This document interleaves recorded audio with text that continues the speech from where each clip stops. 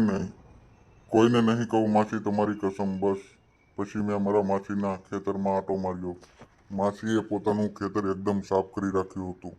માસીએ બધું ઘાસ કાપી નાખ્યું હતું. ખેતર એકદમ ચકાચક અને ભરાવદાર હતું. અને પછી મેં કહ્યું, માસી હવે ખેતરમાં આવી જ ગયા છીએ તો હવે મને સંતરા પણ બતાવી દો, જે ખૂબ જ વખણાય છે.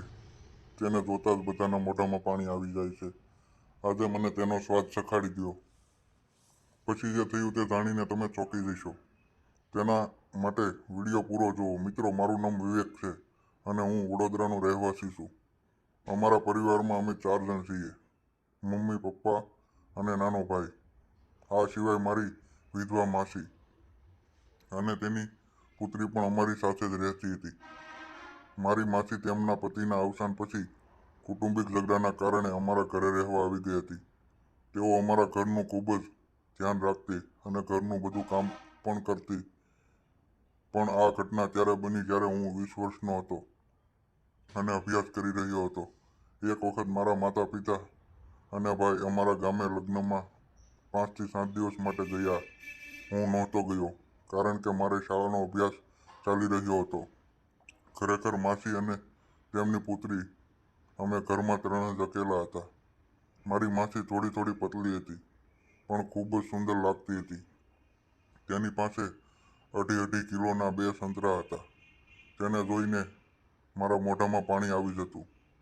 મને તેનો અંદાજ ખૂબ જ પસંદ આવતો હતો, ખાસ કરીને જ્યારે તે પંજાબી ડ્રેસમાં હોય. ઘણીવાર તેના વિશે વિચારતા હું પણ હલાવી લેતો. આખો દિવસ મને એક જ વાતે વિચાર આવતો હતો કે મને એ મોકો ક્યારે મળશે, મારો નસીબ ક્યારે ખુલશે. જ્યારે મારા પિતા લગ્નમાં ગયા ત્યારે મેં અને માસી એકલા બેઠા હતા. ત્યારે માસીએ મારી સાથે મળીને રાત્રે ભોજન કર્યું અને સાથે જમતા એણે કહ્યું, તારા રૂમમાં CD પ્લેયર છે ને મને એક સારી મૂવી જોવા આપો. અને મેં એને CD પ્લેયર આપી. સારી મૂવી CD પ્લેયરમાં ચલાવી આપી. પછી હું પલંગ પર શાંતિથી સૂઈ ગયો. મારી માસી જમીન પર બેસીને મૂવી જોવા લાગી. એટલી તલ્લીન થઈ ગઈ હતી કે એની નજર તૂટતી જ ન હતી. એની દીકરીને જૂની ફિલ્મોમાં કોઈ રસ નહોતો. તે થોડા સમય પછી ઊંઘી ગઈ. હવે રૂમમાં હું માત્ર અને માસી જ હતા અને આ રીતે એકલી બેઠી જોઈને મને અંદરથી કંઈક બીજો જ અનુભવ થવા લાગ્યો. મનમાં ઈચ્છતો હતો ઘણી હતી, પણ તેની સાથે બેસીને કંઈ વાત કરું, પણ જાણે શબ્દોથી કંટાળીને માથું પાછું ફેરવી લેતો એમ હું ચૂપચાપ પલંગ પર પડ્યો રહ્યો. ફિલ્મ ચાલી રહી હતી અને રાતના 2 વાગી ગયા હતા. હું તો મૂવી દેખતે ઘટનાઓ કરતાં પણ વધારે માસી તરફ આકર્ષિત થઈ રહ્યો હતો. મને ખબર ન હતી કે કદાચ એના મનમાં પણ કંઈક ચાલી રહ્યું છે. રૂમમાં શાંતિ હતી અને દીકરી પણ ઊંઘી ગઈ હતી અને કોઈ અવરજવર ન હતી. જેમ જ મૂવી બંધ થઈ એટલે મેં ટીવી બંધ કર્યું. એટલામાં માસીએ મૌન તોડ્યું. ટીવી બંધ ન કરો, હું હજી જોઈ રહી છું. મેં થોડી ચપળભરી હસતા કહ્યું, બહુ મોડું થઈ ગયું છે, સૂઈ જા. તે બોલી, હું સૂઈ જઈશ. મેં એના તરફ જોયું તો નમ્રતાથી કહ્યું, જો તમે જાઓ તો કૃપા કરીને લાઇટ અને દરવાજો બંધ કરીને જજો. માસીએ કહ્યું, સારું, તમે સૂઈ જાઓ. મેં પણ આંખો મીચી લીધી અને ઊંઘ ક્યાંથી આવવાની હતી. મને તો પહેલા વિચારોમાં ડૂબેલો હતો. થોડા સમયમાં ટીવી અવાજ બંધ થયો. મેં અંદર વિચારી લીધું કે કદાચ હવે એ સૂવા ગઈ હશે.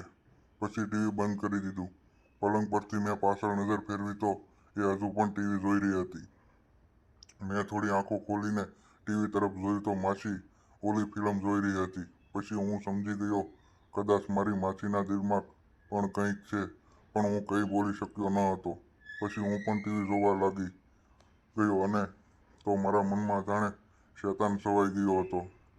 મેં આગળ જોયું તો મારી માસી ઊભી હતી અને જોયા પછી તરત જ તે મારી સામે જોઈને પૂછ્યું, તમે હજી સુધી સૂતા નથી? મેં કહ્યું, ઘણી કોશિશ કરી પણ મને ઊંઘ આવતી નથી. માસી બોલી, મને પણ ખબર છે કે મારી ઊંઘ ક્યાં ગઈ છે અને પણ ઊંઘ આવતી નથી એટલે ચેનલ બદલી નાખી. મેં હિંમત કરીને કહ્યું, તમે ચેનલ કેમ બદલી? ફિલ્મ સારી હતી. માસી થોડું હસીને એ ચેનલ પાછી મૂકી. ફિલ્મ પૂરી થઈ ગઈ અને મેં માસીને કહ્યું, હવે સૂઈ જઈએ, રાત બહુ થઈ ગઈ છે. સમયે 3 વાગી ગયા હતા. માસીએ કહ્યું, ઊંઘ નથી આવતી અને અમે વાતો કરવાનું શરૂ કર્યું.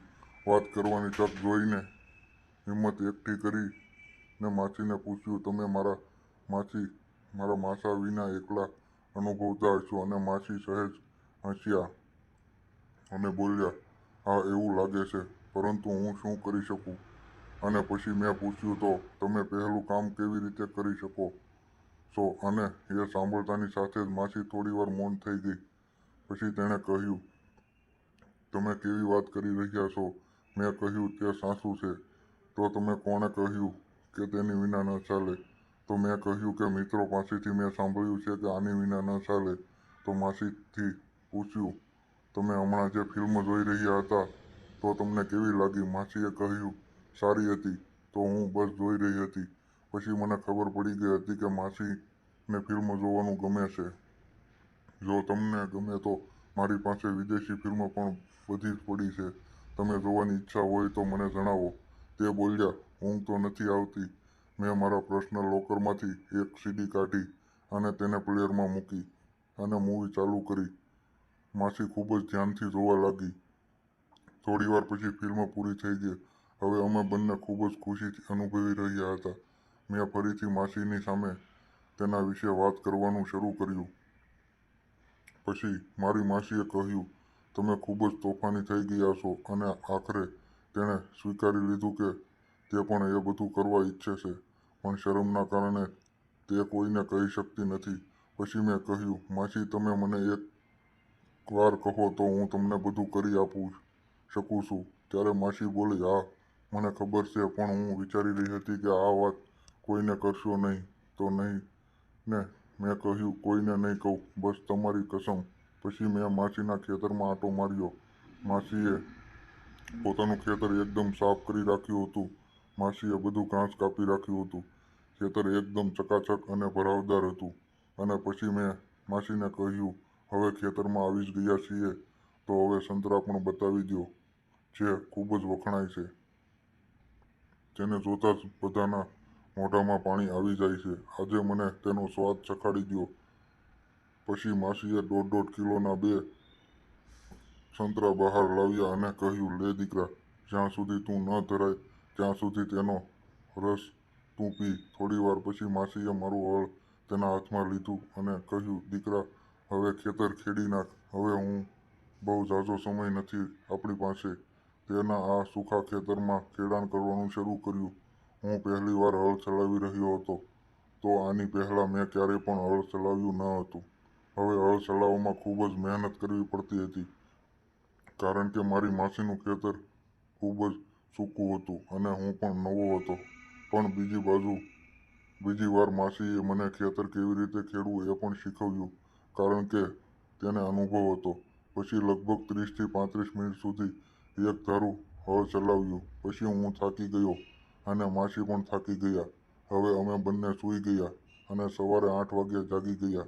પછી માસી બહાર આવી ગયા અને નાહી ધોઈને ફ્રેશ થયા. એટલામાં મારા મમ્મી પપ્પા પણ આવી ગયા. પછી હું શાળાએ ગયો, પરંતુ તે પછી મારા માસીની જવાબદારી પણ મારી બની ગઈ અને અમે બંને ઘણા વર્ષો સુધી સાથે રહ્યા. તો મિત્રો, ફરી મળશું નવી વાર્તા સાથે. ત્યાં સુધી ગુડ બાય.